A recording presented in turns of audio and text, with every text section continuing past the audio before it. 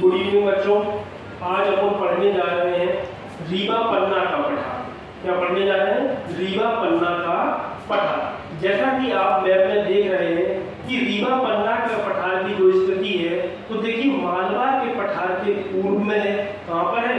मालवा के पठार के पूरब में, और बुंदेलखंड के पठार के दक्षिण में है, और नर्मदा सोन घाटी के उत्तर में स्थित है।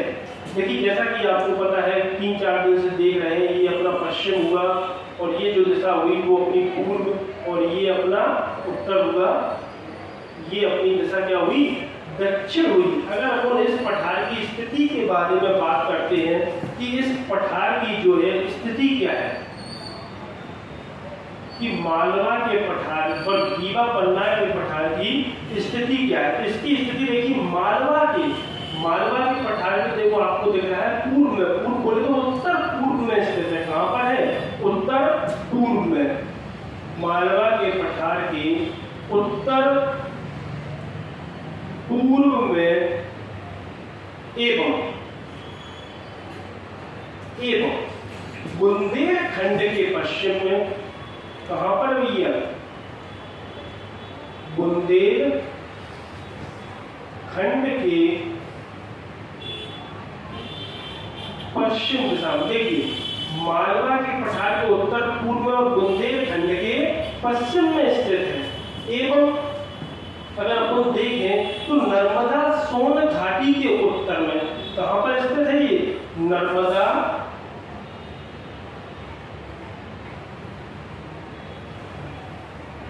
सोन घाटी के उत्तर में। कहाँ पर है? उत्तर में स्थित है। एवं बुंदेलखंड के उत्तर एवं पश्चिम में। कहाँ पर?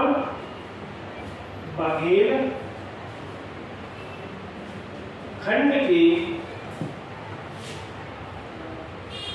उत्तर एवं पश्चिम दिशा में ये क्या है? स्थित है। देखिए इनमें से आप मैप में देख सकते हैं, कोई भी एक स्थिति पूछ सकता है वो कि रीवा पन्ना का पठार कहाँ पर स्थित है? मालवा के उत्तर एवं पूर्व में स्थित है, बुंदेलखंड के पठार के दक्षिण में स्थित है, और इसके अलावा नर्मदा सोन घाटी के उत्तर में और बुंदेलखंड के पश्चिम में स्थित है। कौन सा पठार?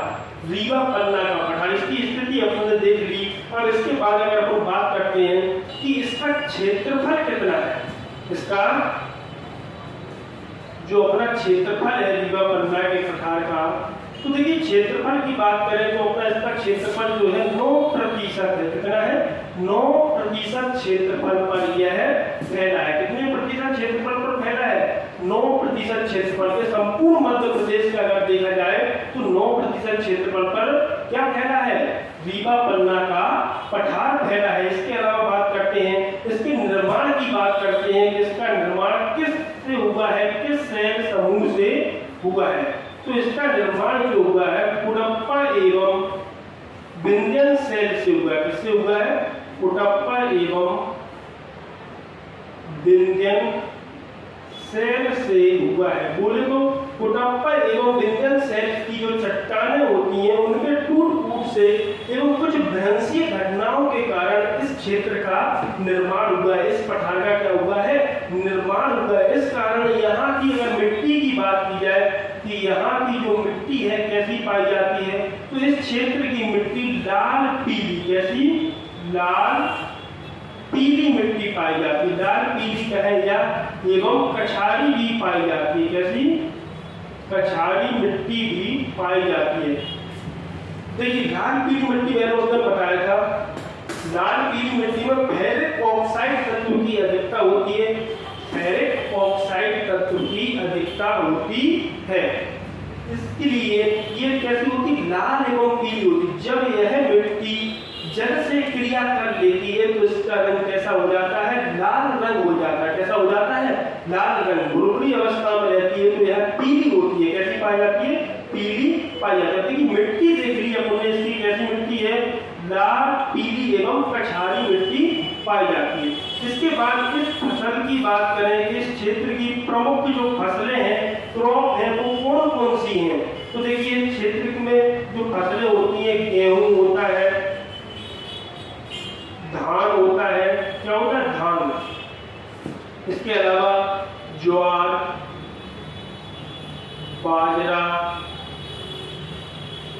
मूंगफली आदि फसलें इस पठार में होती हैं। कौन से पठार में? रीवा पन्ना के पठार में अपना गेहूं हुआ, धान हुआ, चावल एवं धान कहें या तिलहन हुआ, ये प्रमुख फसलें पाई जाती हैं। इसके अलावा इस पठार की अपन नदियां देखें कि प्रमुख नदियां कौन कौन सी हैं इस पठार की। अपन देखें कि प्रमुख नदियां, तो देखिए इस पठार की जो प्रमुख नदियां, देखिए कहां से बह रहा है, कहां पर है, इस क्षेत्र से जो भी नदियां प्रवाहित होंगी, जैसे कि कैन हुआ, क्या होगा, कैन नदी हुई, टोंस हुई, बहुटी हुई, ये नदियां बहती हैं। कैन, टोंस,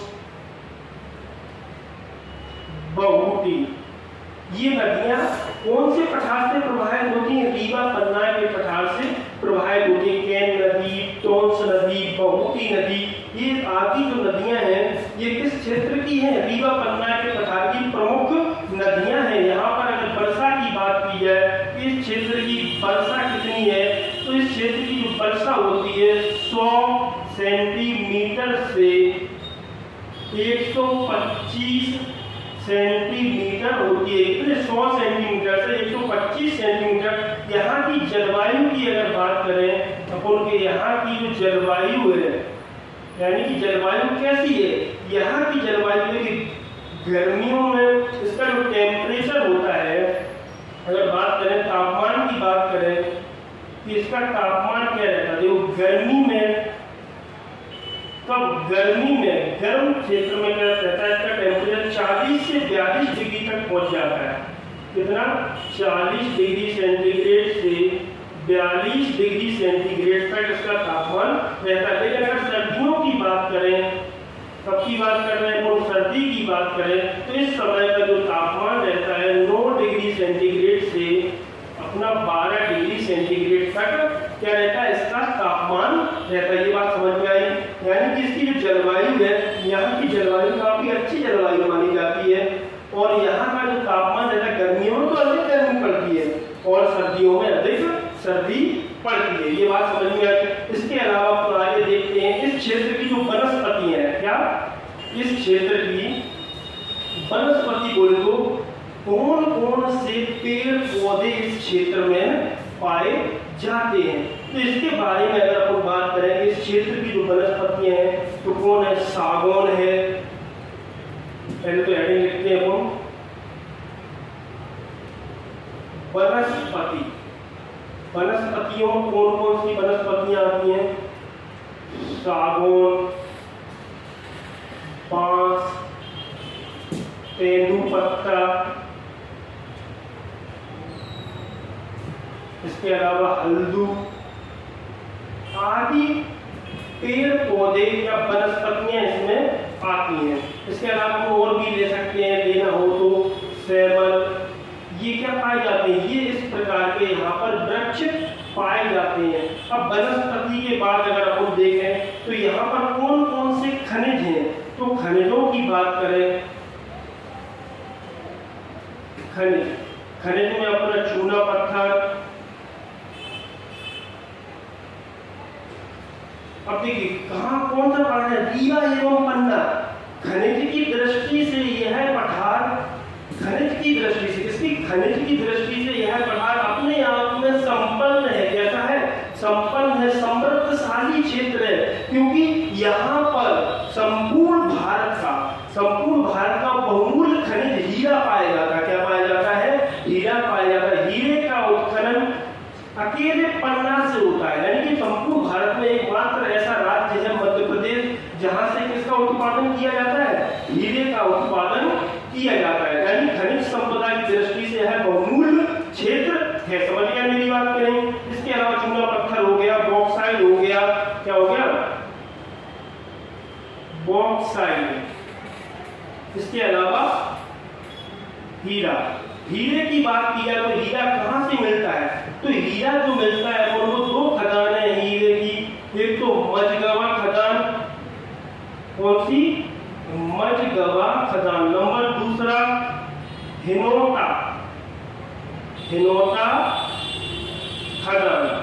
ये दो खदान है किसकी? हीरे की। यहाँ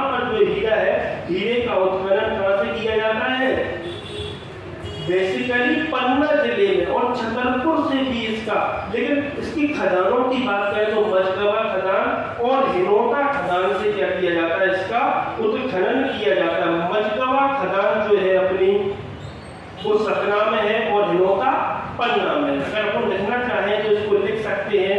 मजगवा किस जिले के अंतर्गत आती है, सतना जिले के अंतर्गत, और हिनोता खदान पन्ना के अंतर्गत आती है। समझ, हीरे से संबंधित अगर अपन कुछ पॉइंट देखें यहाँ पर कि हीरे से संबंधित कौन कौन से पॉइंट हैं, तो देखिए हीरे के लिए अलग से क्वेश्चन बनता है, रत्न परिष्कृत केंद्र कहाँ पर है।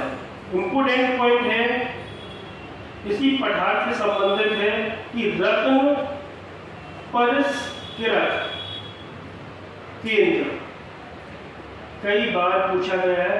केंद्र कहाँ पर है भैया, तो ये रत्न परिष्कृत केंद्र है अपना जबलपुर में। कहाँ पर है, जबलपुर में। ये बात समझ में आई कि रत्न परिष्कृत केंद्र, हीरे का परिष्कृत काट छांट कहाँ पर की जाती है, जबलपुर नामक स्थान पर की जाती है। इसके अलावा एक क्वेश्चन बनता है, हीरा म्यूजियम कहाँ है, या फिर कह सकते हैं अपन हीरे का म्यूजियम।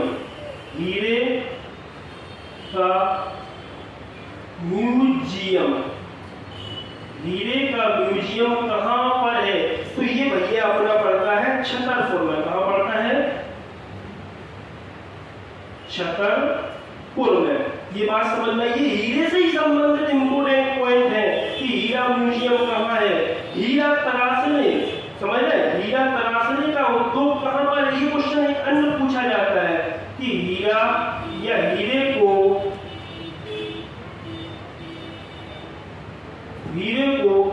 कहाँ पर तराशा जाता है, ऐसे हीरे को कहाँ पर या किस स्थान पर तराशा जाता है, तो इसका आंसर होगा पन्ना। क्या होगा, पन्ना। समझ रहे हैं आप, कहाँ पर तराशा जाता है, पन्ना में तराशा जाता है। इसके उद्योग कहाँ पर लगाए गए हैं, पन्ना जिले के अंतर्गत इसके उद्योग लगाए गए। आप देख रहे हैं खनिज संपदा की दृष्टि से कितना बहुमूल्य क्षेत्र है। इसके अलावा चूना पत्थर है, बॉक्साइट है, कुछ सीमेंट की खदानें भी पाई जाती हैं। कहाँ पर, सतना में। कहाँ पर पाई जाती हैं, सतना में। कुछ सीमेंट उद्योग भी पाए जाते हैं, खनिज भी पाया जाता है। ये बात नहीं समझ में आई आपको। देखिए ये चीज आपको विशेष कर याद रखनी है कि रत्न परिष्कृत केंद्र कहाँ पर है, जबलपुर में। इसके अलावा हीरे का म्यूजियम या हीरा म्यूजियम कहाँ पर है, छतरपुर जिले में। और इसके अलावा हीरे को कहाँ पर तराशा जाता है, तो ये कहाँ पर तराशा जाता है बच्चों, पन्ना जिले में। समझ में आ रहा भाइयों बहनों, ये सभी चीजें क्लियर हुई आपकी या नहीं। तो इसके अलावा हम आगे बढ़ते हैं, खनिज अपने देख लिए यहाँ के, ये क्लियर हुई चीजें। तो अब बात करते हैं कि इस पठार के बारे में आगे बात करते हैं कि इस पठार की सबसे ऊंची चोटी कौन सी है। तो भाइयों बहनों, इस पठार की सबसे ऊंची चोटी है, उसका नाम है गुड़बिल चोटी। कौन सी, गुड़बिल चोटी। देखिए जैसा कि मैंने अभी बताया आपको कि इस पठार की सबसे ऊंची चोटी कौन सी है, गुड़बिल चोटी। इसको सद्भावना शिखर के नाम से भी अपन जानते हैं। इसकी ऊंचाई जो है समुद्र सतह से 752 मीटर इसकी क्या है, ऊंचाई है। ये 752 मीटर ऊंची है। कौन सी, रीवा पन्ना के पठार की सबसे ऊंची चोटी कौन सी है, गुड़बिल चोटी है। तो ये अपन लिख लेते हैं भैया कि रीवा पन्ना के पठार की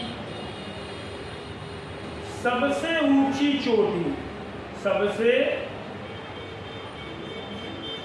ऊंची चोटी गुड़बिल है। कौन सी भैया, गुड़बिल, या इसी को अपन कहते हैं सद्भावना शिखर। क्या कहते हैं, सद्भावना शिखर। इसकी जो हाइट है, ऊंचाई, इसकी ऊंचाई कितनी है, 752 मीटर ऊंची है। समझ गए, रीवा पन्ना के पठार की सबसे ऊंची चोटी कौन सी है, गुड़बिल चोटी है।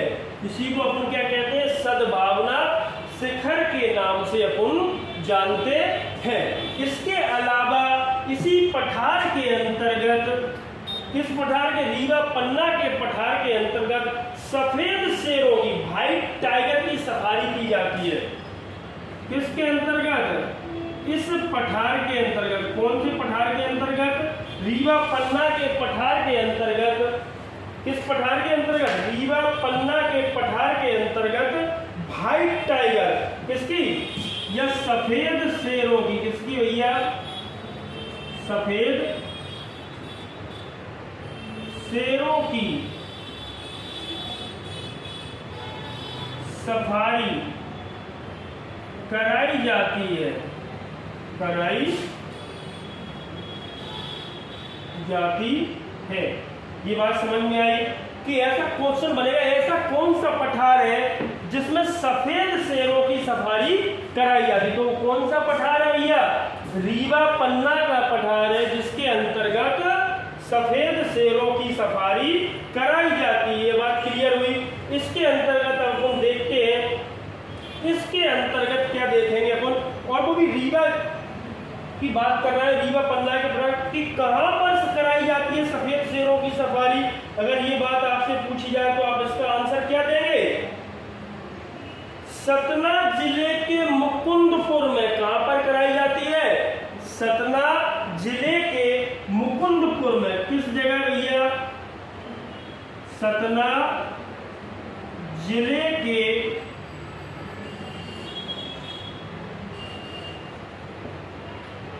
मुकुंदपुर में।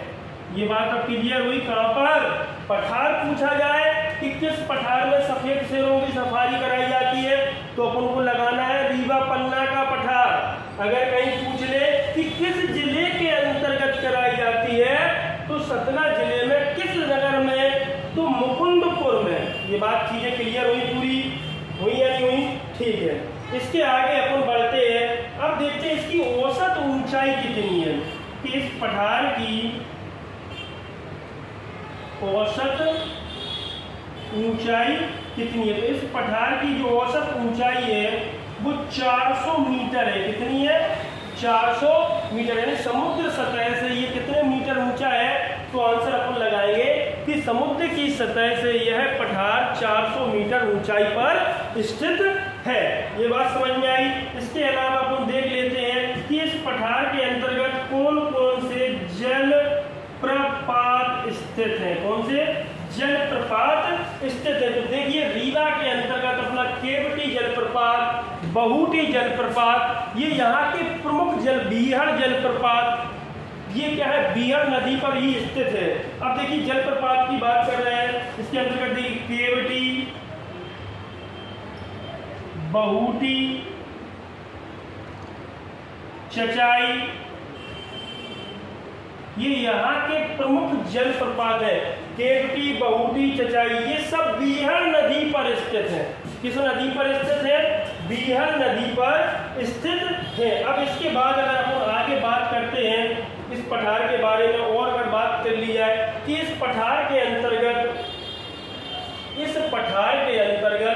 कौन कौन से जिले आते हैं, तो ये बात देख लीजिए। आपको दिख रहा है, पहले दिख रहा होगा कि नंबर पहला तो भैया बिना आंखें बंद करके ही कोई बता देगा कि रीवा पन्ना का पठार है, तो रीवा तो होगा ही, उसके साथ साथ पन्ना भी होगा। ये बात क्लियर हुई। तो देखिए क्या लिखने जा रहे हैं अपन, संबंधित जिले कि कौन कौन से जिले इस पठार के अंतर्गत स्थित है। तो ये बात मैंने आपको बताई, कौन कौन से जिले इस पठार के अंतर्गत स्थित है।